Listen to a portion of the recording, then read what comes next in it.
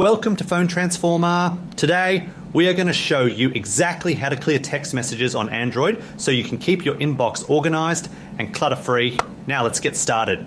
Method 1. Step 1. Grab your phone and open the Messages app, which is usually found on your home screen or in your app drawer. This is the central hub where all your conversations are stored, and opening it is the first move toward managing your storage. Step 2, scroll through your inbox until you find the specific message or conversation thread you wish to delete from the screen. Identifying the right message ensures you do not accidentally remove important information you might need later. Step 3, tap on the message that you want to remove to open the full conversation view.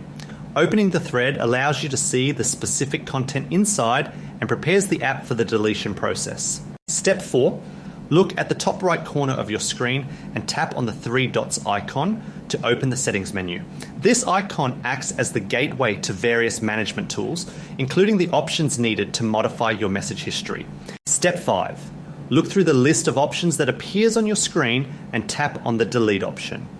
Selecting this command tells the application that you want to permanently remove the selected data from your device.